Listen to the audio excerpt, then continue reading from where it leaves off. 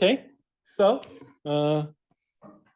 we were discussing the computation of the determinant, and last time we concluded to compute the determinant that we need a cofactor expansion. So what was that?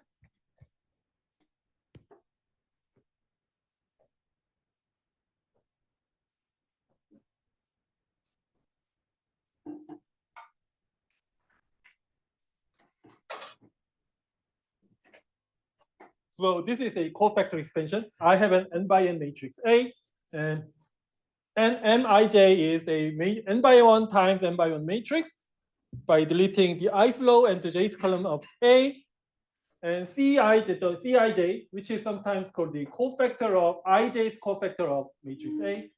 So defined by some alternating factor depending on the index I and j times the determinant of this Mij.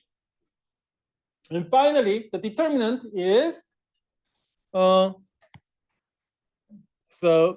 A1j times C1j. So what is this? So this is just simply the entries in the first row and the entries of the and times the cofactor of 1j entry. So this is we called a cofactor expansion.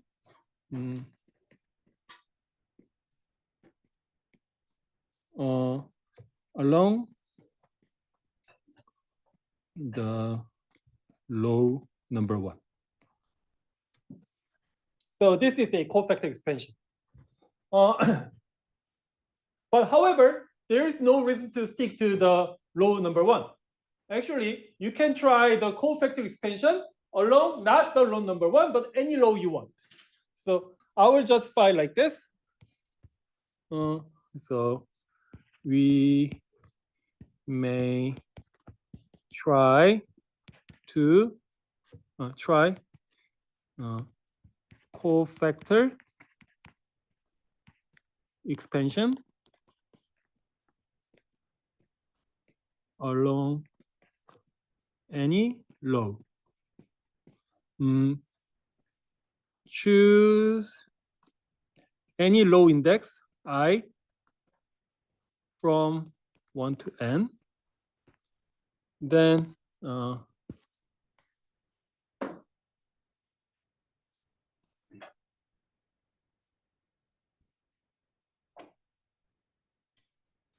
okay, now suppose that I am interested in finding the determinant of this matrix. So this is my original matrix. But instead of naively trying the cofactor expansion of the row number 1, but I'm gonna rearrange the order of the rows. Here I have the ith row is located in the ith position. But what if I want to move this guy to the top of the matrix? Not just swapping these two rows, but I want to swap. So I want to raise the position of this guy 1 by 1 all the way to the top. Then how many row exchanges are required? So, well, in this case, this ith row has been moved to the top, and 1 by 1. And in order to do that, and has to be the position of this guy must be increased 1 by 1. So finally, the position of this guy must be increased by I minus 1 times, which implies that I must need I minus 1 many row exchanges. So I get this alternating factor. And I1 AI is now on the top. And underneath, I have A1 and A2, I minus 1. But now, AI is now missing. So, well, underneath, I have AI plus 1 to all the way to AN. Okay. Then I will need this many alternating factors. Okay. So now, in order to compute the determinant of this guy, then we need to apply a cofactor expansion along the first row. Okay. So the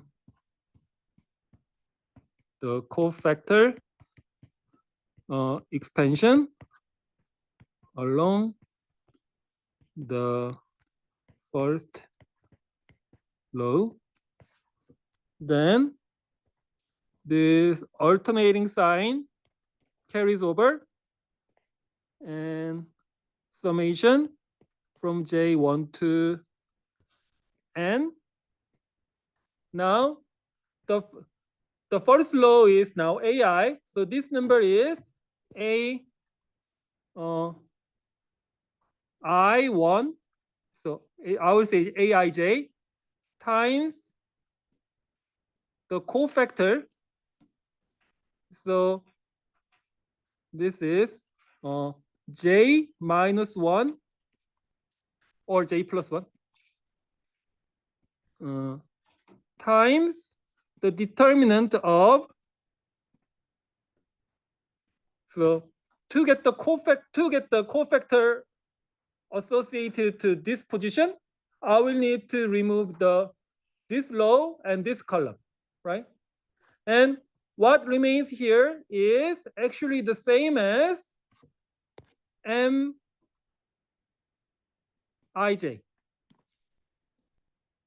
right? So I am deleting the first row. That means I have deleted the ith row, which is the same as deleting ith row. And the deleting the jth column implies the deleting jth column here, right? So, so therefore, deleting the first row and the jth column of this guy, this matrix, is the same as deleting the ith row and the jth column from the original matrix. So this is why I am putting determinant Mij here. Okay. Okay. So combining this, Aij here and these two alternating factors. I want to combine these two alternating factors. Then I have minus 1 I plus j times determinant of Mij. So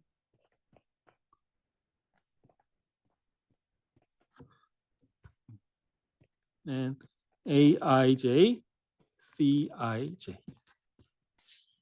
So Ij's entry times Cij.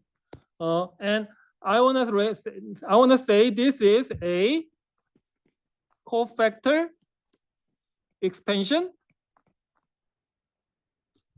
along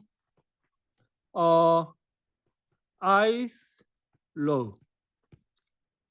So this number can be interpreted as this number times the cofactor associated to this position plus this number times cofactor associated to that position, then plus all the way to the last position, then you're gonna get this number. Okay. So in conclusion, you can find the determinant of any given matrix not only by cofactor expansion on the row number 1, but you can get the same number by cofactor expansion along any row you want.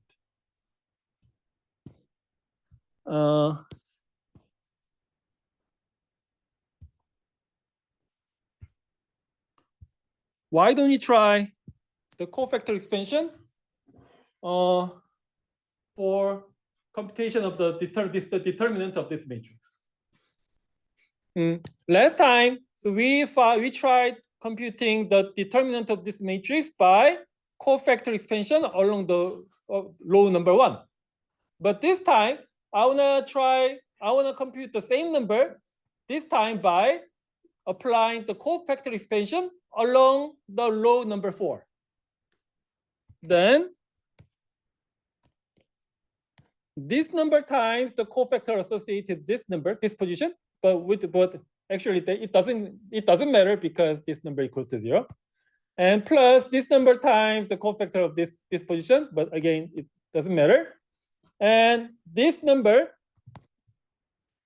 minus 1 times what is the alternating factor? So this is the row number 4 and column number 3. So 4 plus 3 times determinant of which matrix? Determinant of the matrix obtained by deleting row number 4 and column number 3. So 2 minus 1, 0 minus 1 to 0, and 0, minus 1, and minus 1. Okay. And plus, and 2 times, and the alternating factor is, this is row number 4, column number 4. So 4 plus 4, which is simply 1, times the determinant of which matrix? A determinant obtained by deleting the row number 4 and column number 4. So which is this matrix.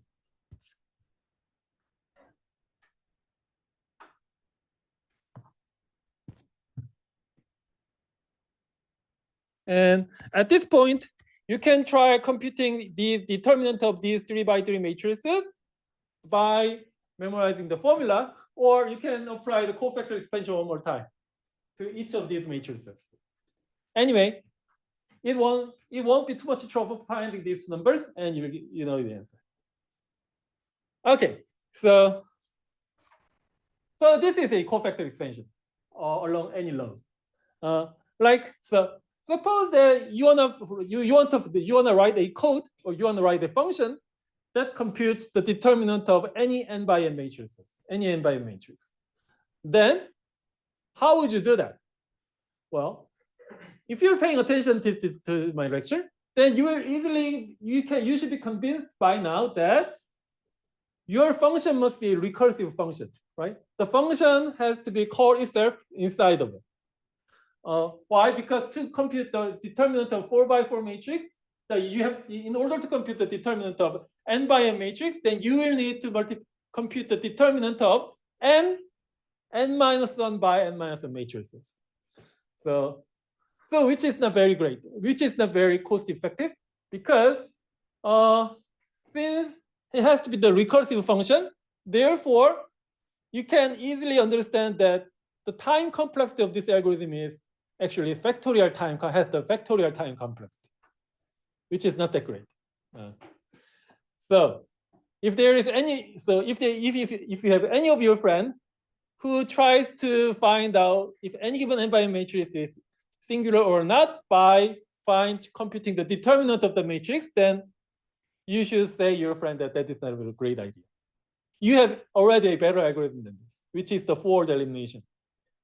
So what is the time complex of a fold elimination? It's square complexity, I guess, right? Yeah, so determinant is not very cost effective. So, well, almost every algorithm, so if you have any algorithm that involves the computation of the determinant, then I can surely say that it's not a great algorithm. Right? So if any algorithm contains a subroutine of the factorial time complexity, then it's not that great. Okay. All right. So we are talking about the cofactor expansion along the rows, but actually we can do even more. We can try the cofactor expansion not along rows but along columns.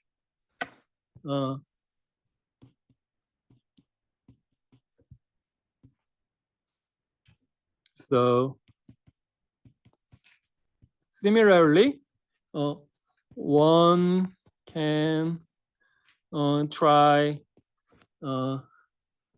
cofactor expansion along any columns, any column. So to justify this, because determinant is invariant under transpose. So, so because of this, I can find the determinant of this matrix like cofactor expansion along column number 4. This number times cofactor of this position plus this number times cofactor of this position times this number times cofactor of that position, and this number times cofactor of that position. Why? Because determinant is invariant under transposition. So therefore,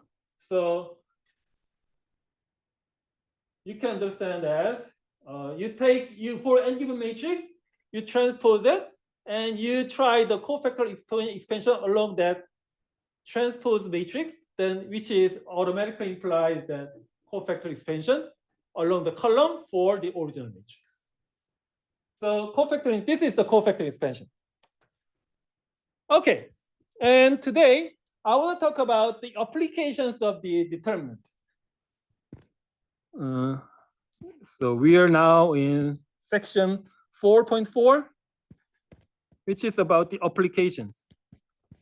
Application of determinant.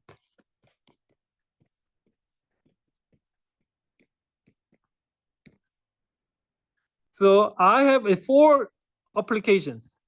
I will try to explain one by one. And the first application is the computation of inverse matrix.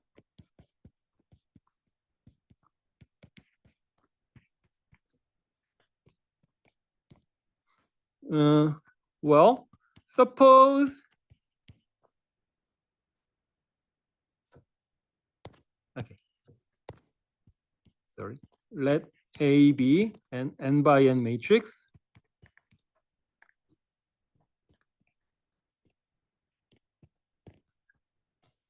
And let us consider this matrix multiplication.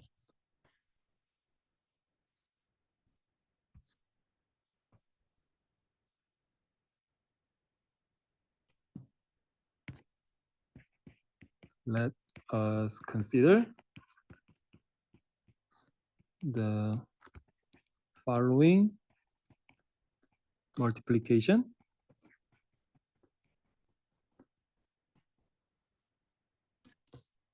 So this is my original matrix A. This is A. So it is A from A11, A1n, and all to the ANN. Now this side is interesting. So this matrix is again another n by n matrix, but this time whose entries areCij's. Hey, what is Cij here? Here Cij means the cofactors. But I really have to say that you have to be very careful about these indices. Well, our convention is, so every entry has 2 subscripts, and the first index is the row index, and the second index is the column index. That was our convention, right? But here the indices are somehow different. So, well, it looks like the first index is the column index, and the second index looks like the row index, right? So why is it changed? Well, these numbers actually means the cofactors obtained from this original matrix A. So now, so yeah, I mean, so I'm emphasizing this because many students they got confused dealing with this matrix. But anyway, so I want to say that these are nothing but the cofactors obtained from this original matrix. So for instance, to get this number, you will need to compute the cofactor of original matrix at this position, right? Okay, so anyway, so now I have this matrix, and I want to multiply these two. And I want to claim that the resulting matrix is determinant of A times the identity, n by n identity matrix. Why is that? Yeah, for simplicity, I'm gonna say this is my matrix C.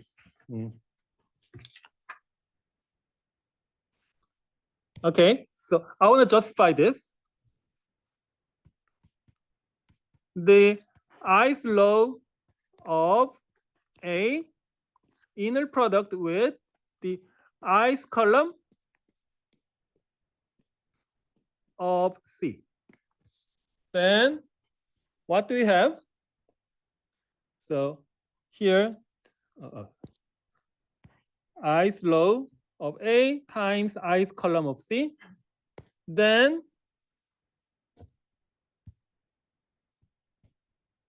this is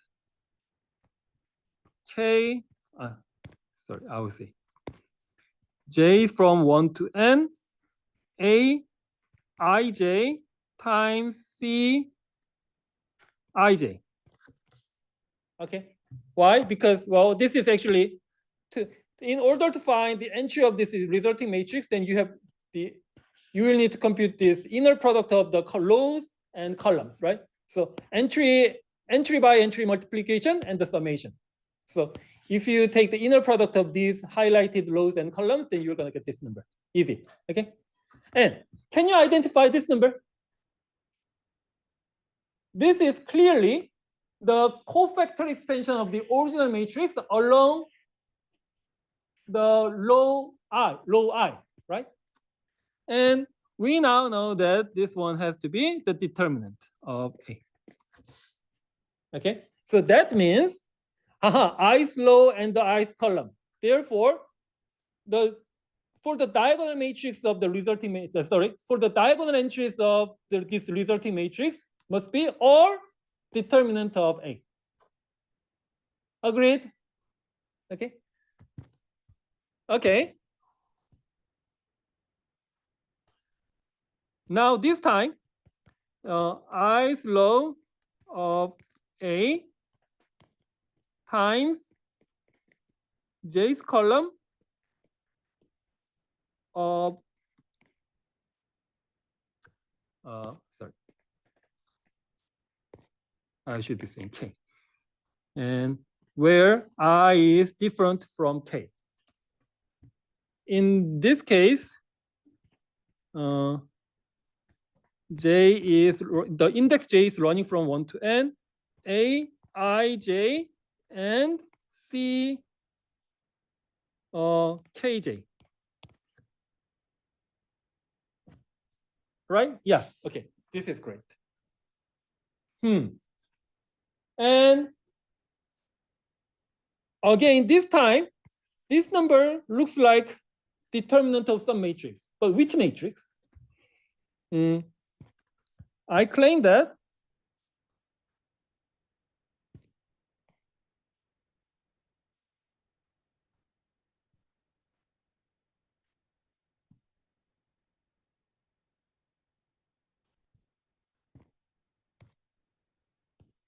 this number is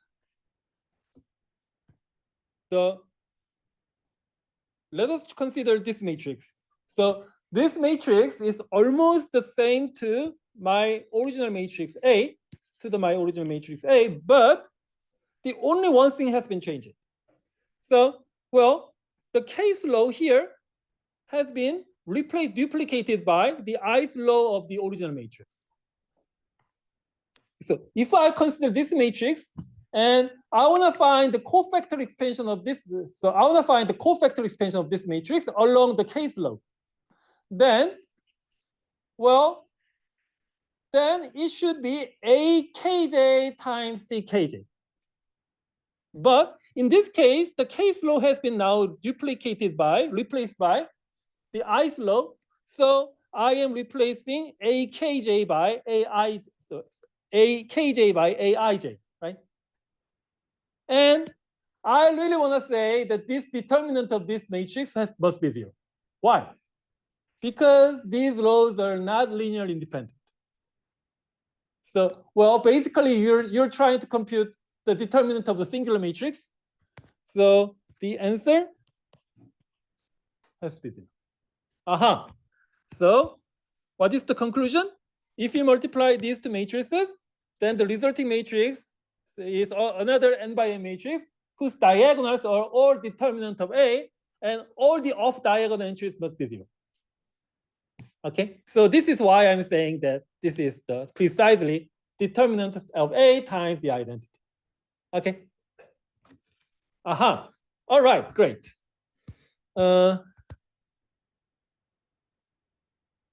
Okay, right. So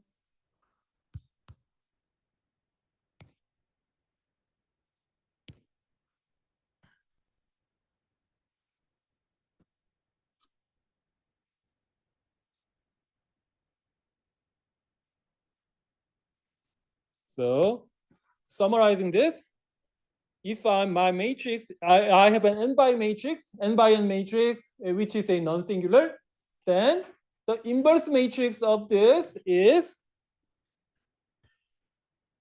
well, technically, so I have proved that this matrix C is a one-sided inverse of the original matrix A. But so if your matrix A is square matrix, then being one-sided inverse is enough to guarantee that this is a both-sided inverse. So therefore,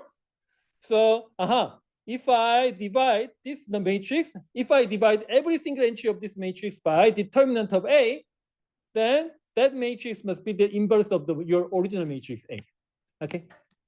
So this guy, which is this, times 1 over determinant of A must be the inverse of your original matrix. This is very interesting result. Why? Because, well, previously, how would you compute the determinant of inverse? How would you compute the inverse of any given non-singular matrix? By using the Gauss-Jordan method, right? Do you remember the Gauss-Jordan method? Yeah, Gauss-Jordan method was very great, and actually, it computes the inverse of any given non-singular matrix. But however, that is actually an algorithm, not a closed formula, right? So you know how to find the inverse of any given non-singular matrix, but you cannot tell exactly. You cannot tell the entry of the inverse matrix in closed formula, but now we have the closed formula for the inverse of any given non-singular matrix, right? But be careful. Almost no one in this world uses this formula to compute the inverse of any given matrix. Why? Because it is so cost ineffective, right?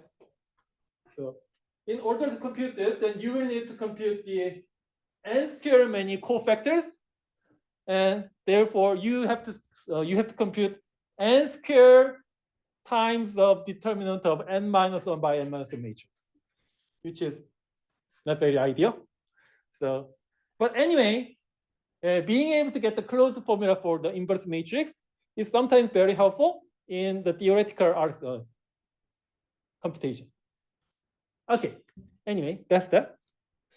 Okay, and number 2. Number 2 is about the Cramer's, so-called the Cramer's rule.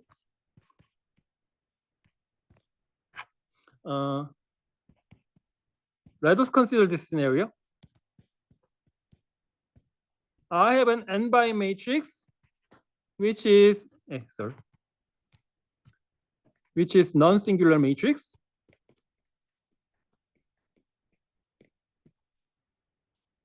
In this case,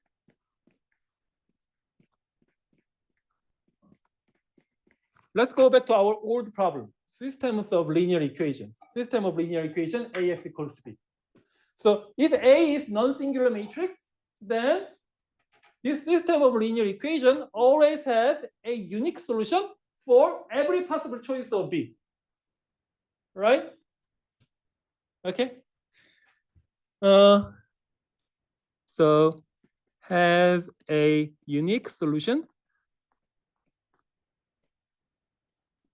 for or B, and in this case, your solution is x1, x2, xn. So this is solution, but this solution can be said A inverse multiplied by vector B. Okay. So because A is a non-singular matrix. Okay, so anyway, so if A is non-singular matrix, then the solution X is A inverse times B. So which is very easy, but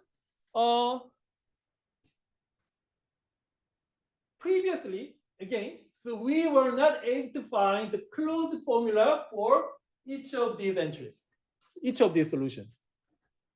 All we had was an algorithm. not a closed formula for the solution, right? But now we know how to compute the inverse matrix, A inverse. Therefore, maybe we can get the closed formula for the solution of this equation, for closed formula for the system. So let me try to replace this guy by this very big equation. Then I would have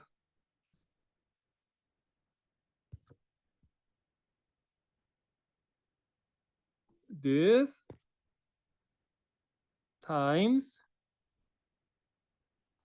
B1, B2, Bn,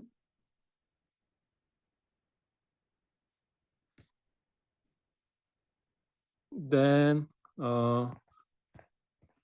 multiplying these two, I have A. So I should better using the summation. So C J sorry, C J 1 and Bj and C J2 and Bj. I am omitting the index j, so they all runs from 1 to n. And it's Jn and Bj. Okay. Okay. So therefore, the case entry of this solution is 1 over determinant of A multiplied by Cjk times Bj. Okay. So this is the closed formula for the case entry of the solution. But, well, this is good. But however, I can do even better than this because for me, this summation looks like the determinant of some other matrix. What matrix?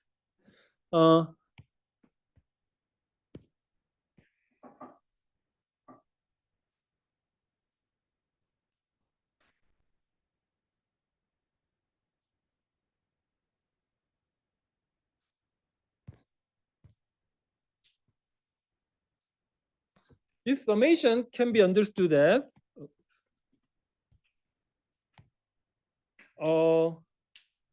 the determinant of this matrix. What is this matrix? So this matrix is almost identical to my original matrix A, right? But the case column, which was AK, is now being replaced by the column vector B. Then, well, and now try the cofactor expansion along the case column. Then B1 times C1K, right?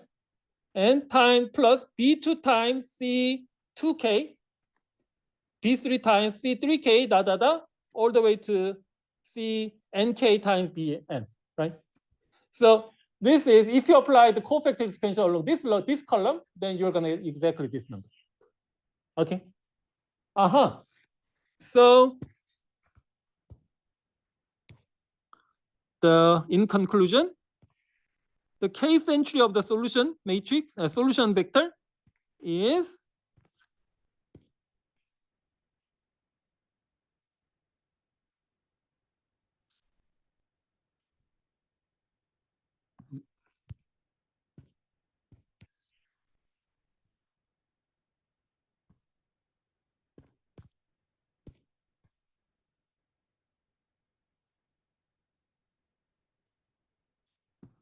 great.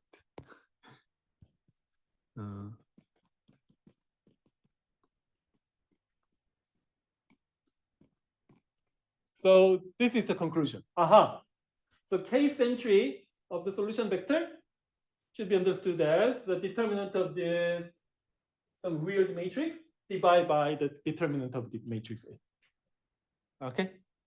So this formula, this closed formula for xk is known as the Cramer's law.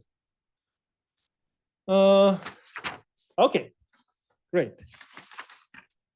Maybe we can try a silly exercise to make use of this Cramer's law. What about this?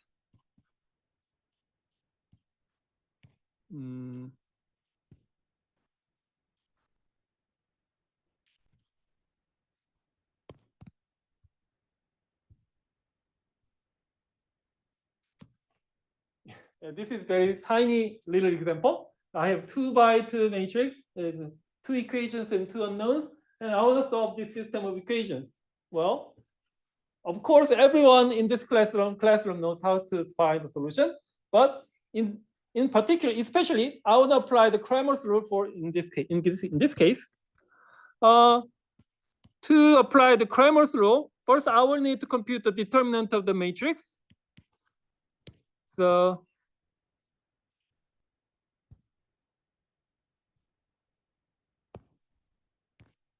this is, so this 1 times 4 minus 3 times 2, which is -2.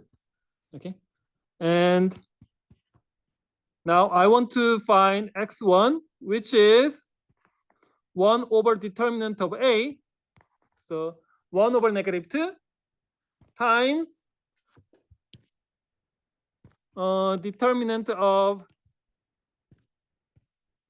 my original matrix, but the first column must be replaced by 0 and 6. And what is this? So 0 times 4, 0, and 18 over 2, so minus -9, and x2 is -2 over 1, 1 over -2, and determinant of the matrix, but this time the second column has to be replaced by 0 and 6, which is -2 and 6, -3. Okay. Oh, and I messed up somehow. Thank you.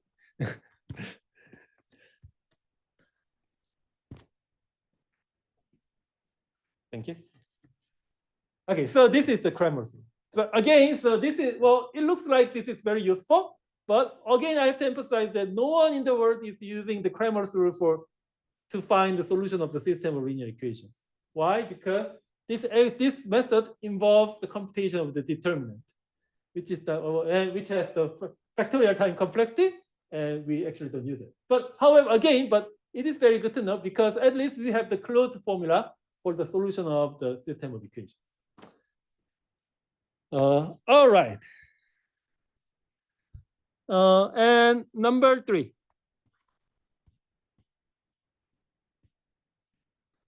Volume of an n-dimensional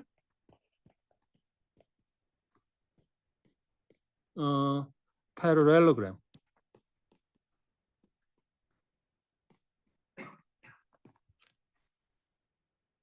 You know what I mean by parallelogram. So it's in Korean 평행사변형. Parallelogram. So how would you get so n? If you have many n-dimensional vectors, then usually that will define an n-dimensional parallelogram. So for instance, in case of n equals 2 in 2 dimensions, suppose that you have two two-dimensional vectors, v1 and v2, then these 2 vectors will generate a parallelogram. So what parallelogram? So the parallelogram with vertices, origin and endpoint of v1 and endpoint of v2 and endpoint of v1 plus v2. So this is how we define a parallelogram by using generated by two-dimensional vectors. And same thing is actually true for three-dimensional vectors. Suppose that I have the three-dimensional vectors, v1, v2, and v3. Then this time around, so you can think of a three-dimensional parallelogram. So, well, actually, in this we have better name for this. We call it parallelopipe. So we have three-dimensional parallelogram, so which is spanned by the origin and the point of this guy and this guy and this guy, and the point of this guy times this, and this guy times that, and this guy that v1 times v2, v1 plus v2 plus v3. So although we can think of a geometrical object whose vertices are all this point, and we say that is a parallelopipe.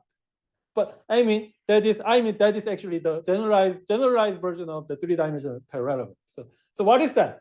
So well, the base is parallelogram, but which is not erected upright position, but is somehow slanted in this way. Slanted following the last vector. So that is the three-dimensional parallelogram. So likewise, we can define an n-dimensional parallelogram, which is generated by n-dimensional vectors. Okay. And we are interested in finding the volumes of these n-dimensional parallelograms. How? Interesting.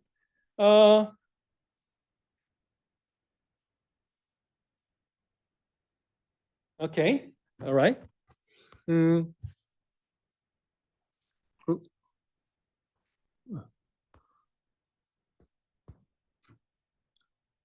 So I will begin from the easier cases.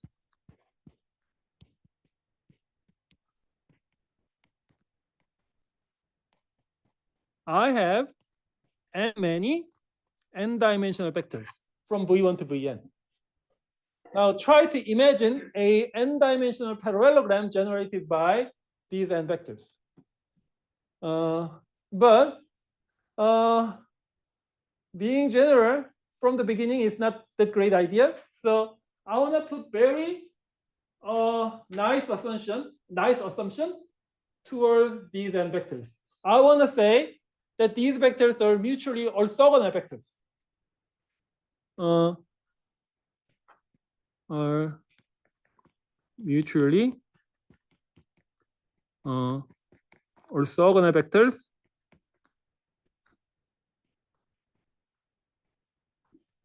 whose lengths are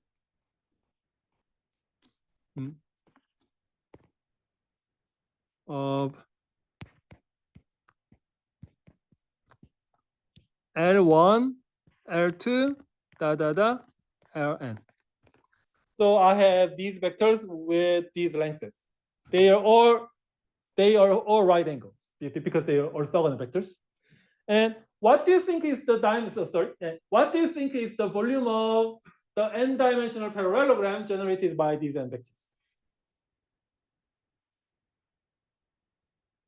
It's not a big deal. It's very easy. The volume of that parallelogram must be the product of all these lengths from L1 times L2 times all the way to Ln. That should be the volume of this n-dimensional parallelogram. Right? Okay. Then the volume of the parallelogram generated by these vectors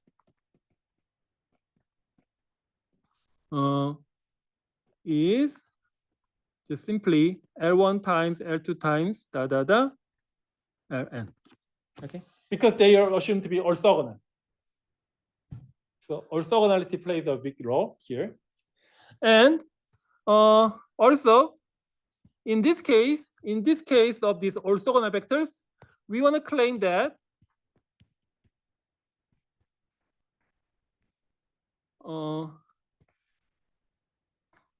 the absolute value of the determinant of V1 Vn.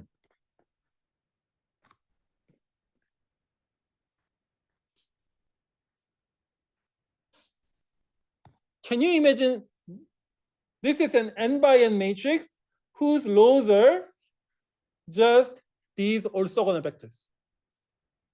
And this is an n by n matrix, so you can compute the determinant of this matrix, and you put the absolute value of this number. And I want to claim that this is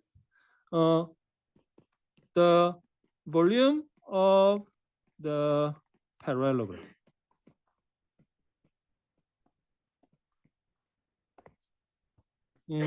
Why is that? Because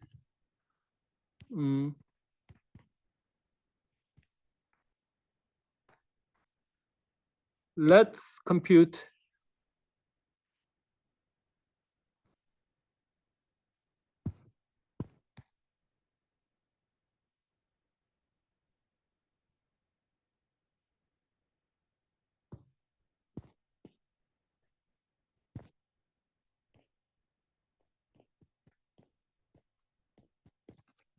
sorry.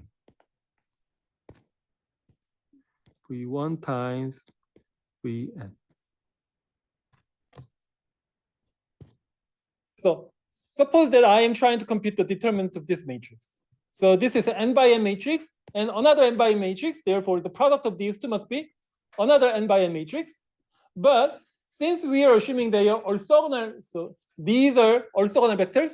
So therefore, this guy times this is L1 squared. But this guy times V2 must be what? 0, right? So the resulting vector, resulting matrix is L1 squared, L2 squared, Ln squared. Right? Has to be diagonal matrix. And determinant of this is since this is an upper triangular matrix, therefore determinant is nothing but the product of the diagonals. So it has to be the product of all these numbers squared. On the other hand, this is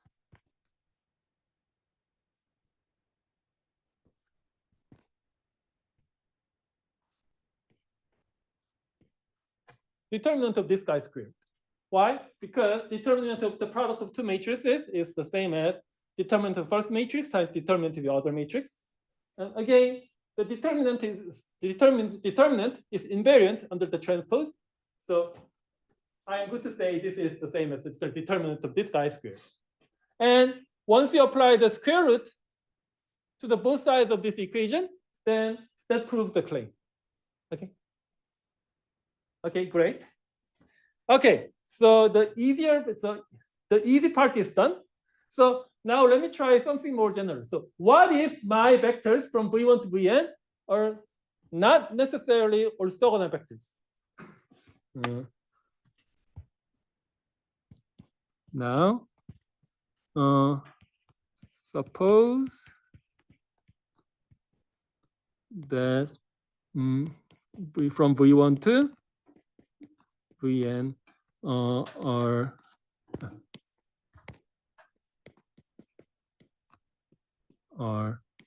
not necessarily orthogonal. Well, however, in this case, we can still claim the same thing.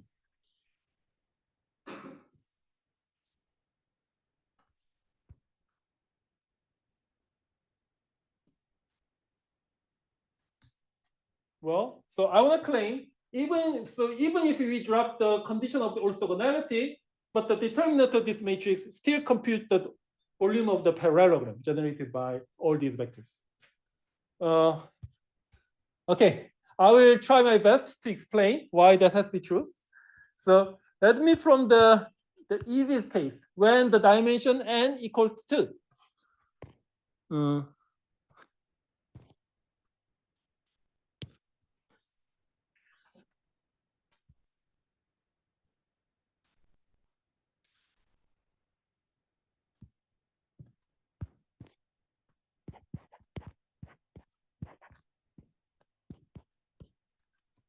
So I have two vectors, v1 and v2, and I am interested in finding the volume of this parallelogram, this red one. In order to find the volume of this guy, I will try like this. So I'm going to, so from this point, I will draw a foot all the way to this line segment.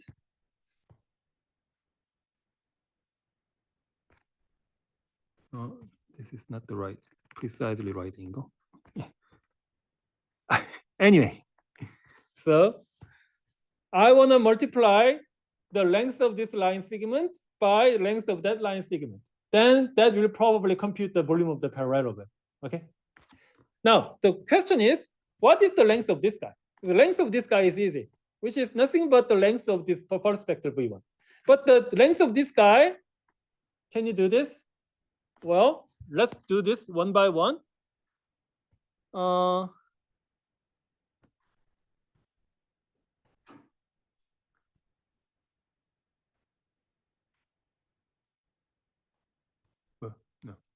So I say this guy is projection of vector 2 v2 onto the subspace generated by v1. Okay.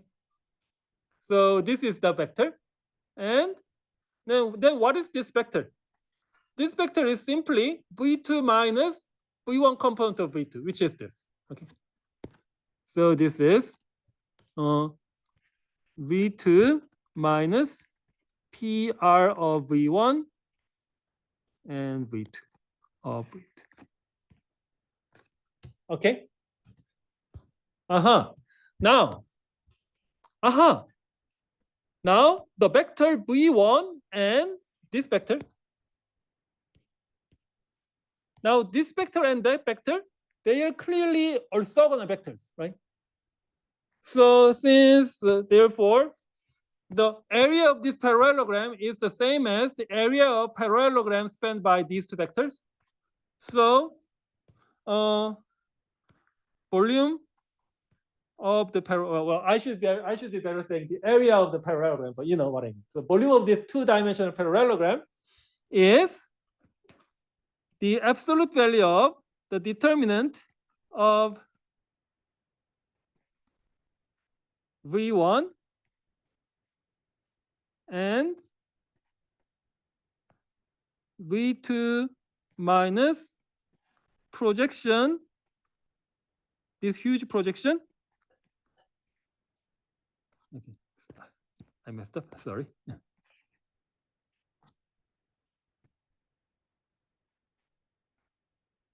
Okay, since these two guys are their orthogonal vectors.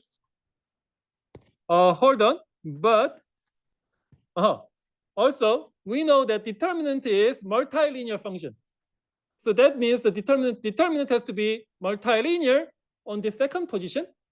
So I can write down like this. Determinant of the v1 and v2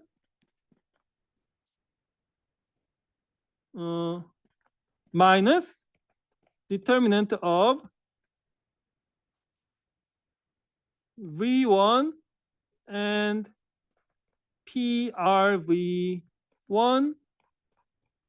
v2. Right? But I have very strong feeling that this guy should be 0. Why? Because they are linearly dependent.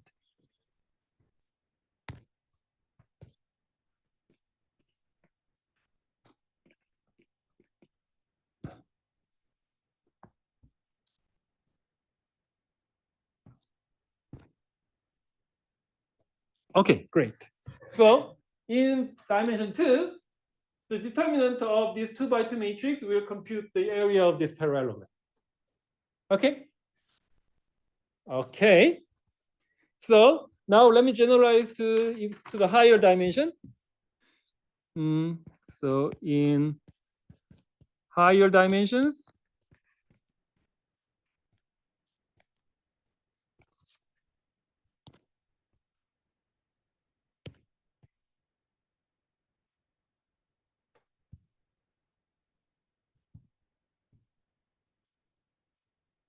okay.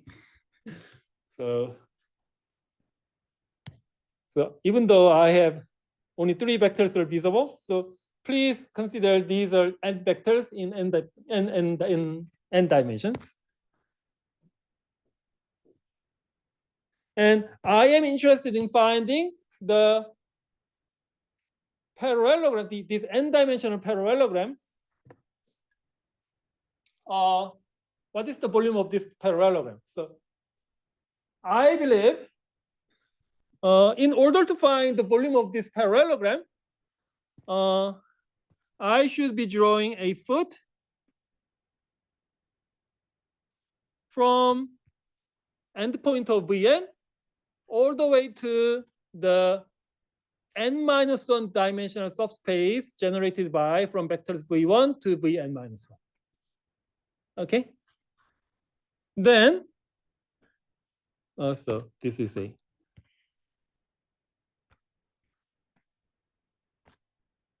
so this is the right angle. This is the right angle. So by doing so, the volume of this parallelogram is going to be the area of this n-1 dimensional parallelogram multiplied by the length of this line segment. Okay, that must be the volume. Okay, great. Now, the question is, how do I find the length of this guy?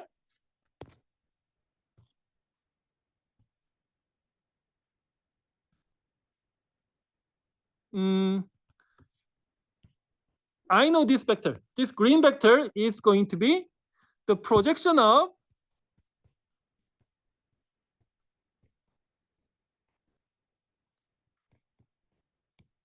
this vector must be the projection of vector Vn to the subspace generated by V1 to Vn-1. Okay? And so therefore, this vector should be Vn minus projection of, now my notation is getting messy, and Vn. Right? Okay, great. So, sorry, I am running out of space.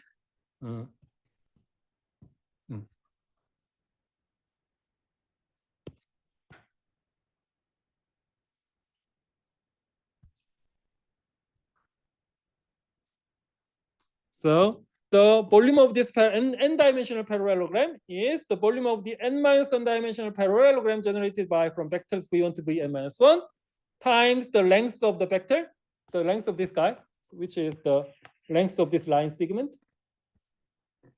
And then this one has to be computed by, this number can be computed by computing determinant of this matrix. So let's look at this matrix. The first law is V1, and second law is V2 minus projection of V2 to the vector subspace generated by V1. And the third one is going to be V3 minus projection of V3 to the onto the subspace generated by the vector V1 and V3, all the way to this last one. Okay. And if you take the inner product of, if you take the absolute value of this huge determinant, then that must be the volume of this guy, right? But you know, the determinants are multilinear functions. So if you expand this determinant into the bunch of terms, then you will actually need 2 to the n minus 1 many terms in this expansion. But anyway, most of them equals to 0 because they are not linearly independent. So the only one term which may not be equal to 0 is this guy only, right? So therefore, this determinant will compute the volume of this parallelogram.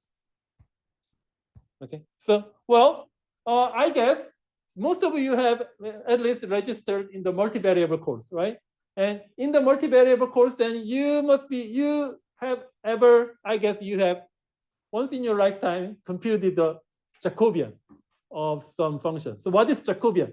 Jacobian of some function actually means nothing but the volume of the parallelogram generated by the bunch of the velocity vectors given by the function, right? So this is the geometric meaning of the Jacobian.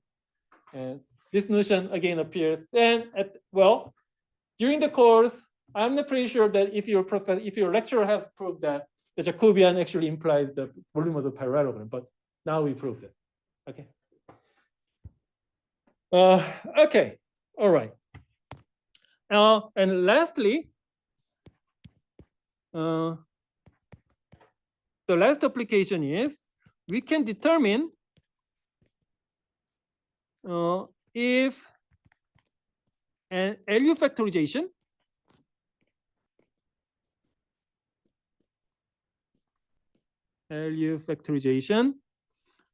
is possible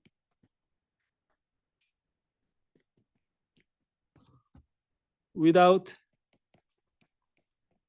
the low exchange.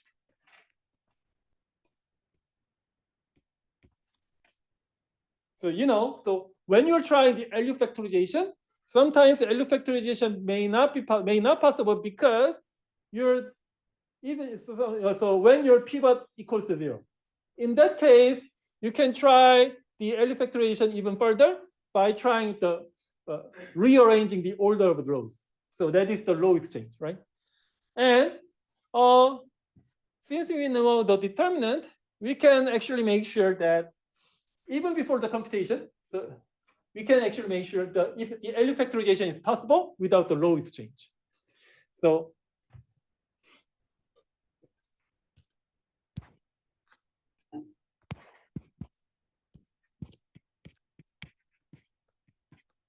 I have an n by n matrix A, then, and I say, sometimes we say this is principal minor matrix, and AK is a K by K matrix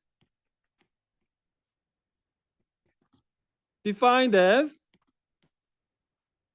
the first K rows and the first K columns of A.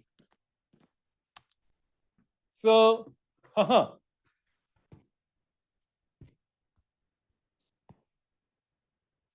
so just like this.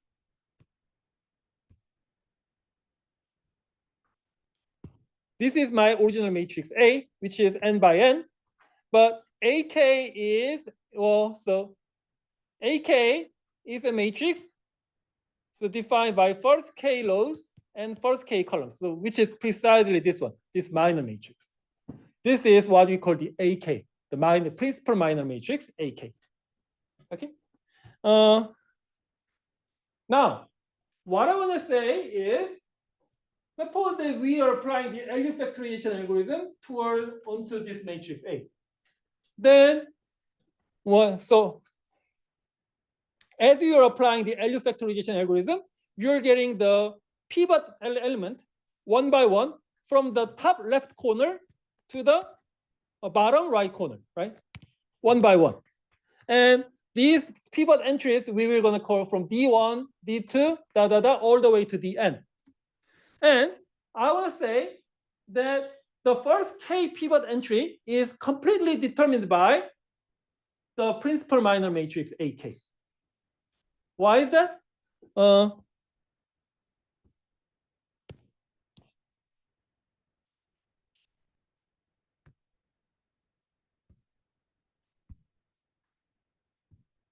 this is a 3 by 3 matrix. And if you're applying, so then what is the first pivot entry of this matrix? Is provided that this A is non-zero number, then its first pivot entry is going to be A, right? And what is the second pivot entry? In order to find the second pivot entry, I will need to eliminate this entry, right? So by dividing this entire guy by A and multiply by minus C and add it to the second, I'm going to get this number, right? And this number is going to be my second pivot entry, D2. So this number is not altered anymore after this step, right? So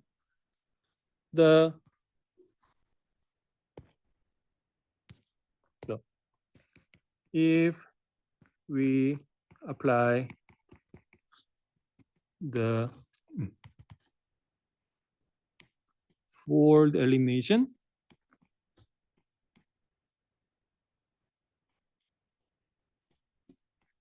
to A without the row exchange,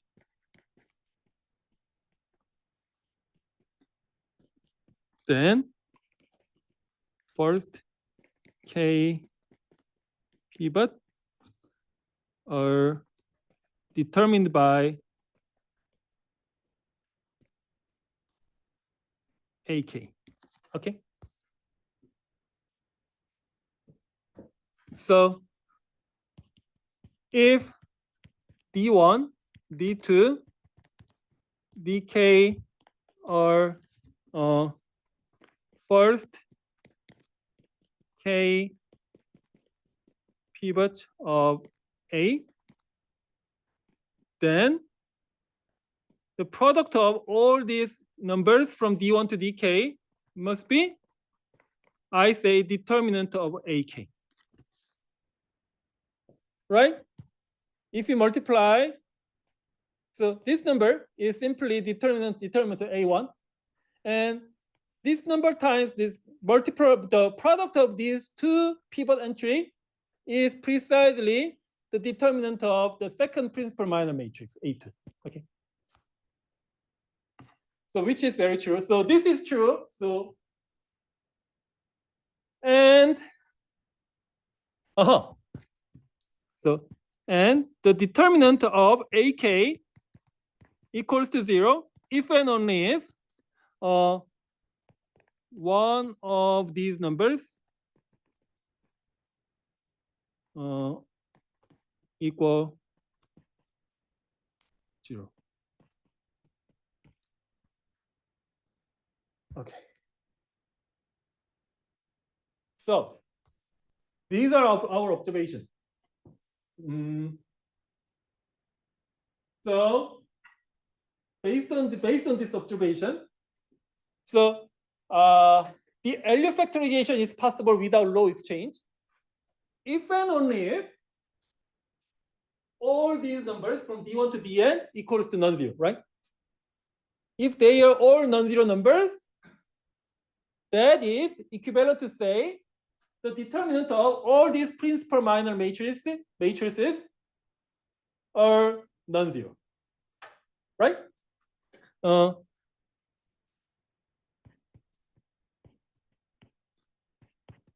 Therefore, the determinant of these principal minor matrices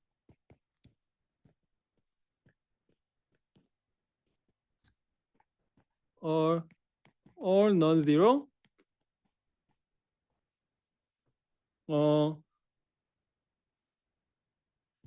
If and only if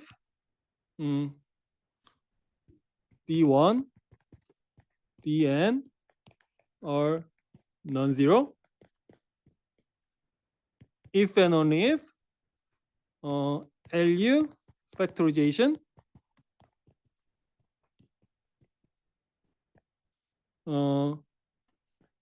can be, then without the row exchange. Okay. So based on the determinant of these principal minor matrices. And if these numbers are all non-zero, then we can say my matrix is a non-singular matrix, and the LU factorization is possible without the row exchange.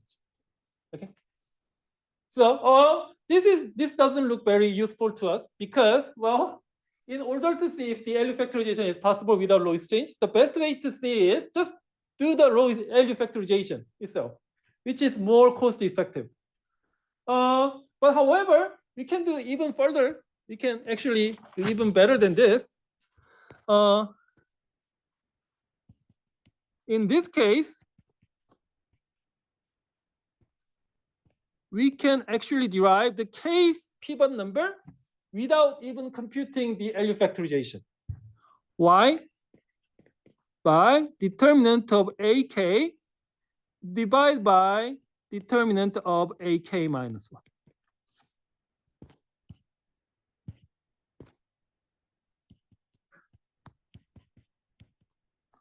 Right? Since determinant of AK is the product of from D1 to DK, and determinant of AK minus 1 is the product of from D1 to DK minus 1. And so, so because of this observation, we can actually derive precisely the case pivot entry of the given matrix without actually applying the LU factorization algorithm. Okay. By they compute this and divide by AK minus 1. Okay, great. So this is the end of chapter 4. And now we are on the chapter 5. The eigenvalues and eigenvector. So, well, I should be better stop at this point. I should be this is the end of today's lecture. But I am running a little bit late on the schedule because on the first week of May, so we will be missing 2 entire classes. Because the Tuesday is the 부처님 오신 날, and the Thursday is gonna be 축제. What? Okay, sorry. I need to figure out somehow to make up these 2 missing classes. But well, so just give me just 2 more minutes. Sorry. Yeah. So I will introduce the eigenvalues and eigenvectors. So have you ever heard about the eigenvalues and eigenvectors? These 2 things is getting more and more popular. So even in some sci-fi movies, they are referring to eigenvalues and eigenvectors. Okay, but what are these? Why are they so important? Yeah, so this is a very nice question.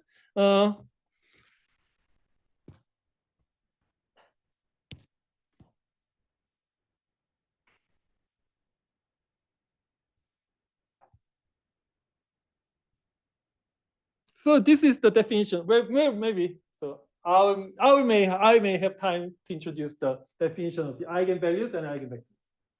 Well, so in this chapter, we will be always interested in the square matrix. So if I do not mention any further, then you will automatically assume every matrix in this class in this chapter is the square matrix.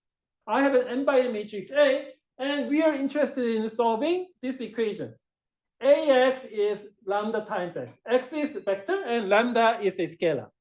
And if you can find such a lambda and x, then this lambda is called the eigenvalue of A. And eigenvector, and if you can find the vector here, then this is we say this is eigenvector of the eigenvalue lambda. Clearly, the word eigen is not English, right? So as far as I know, this word eigen is coming from the German. So this mathematical concept was derived when Germany ruled the world, right? In late 19th century. Well, anyway, there's one. Well, if x equals to 0, then everything is so obvious, right? If x equals to 0, so generally, so if I say eigenvector, then that should rule out the possibility of the x equals to 0 vector. So we will be finding such a lambda and such an x. And I believe my time is up. Okay, so this is for today, and see you on Thursday.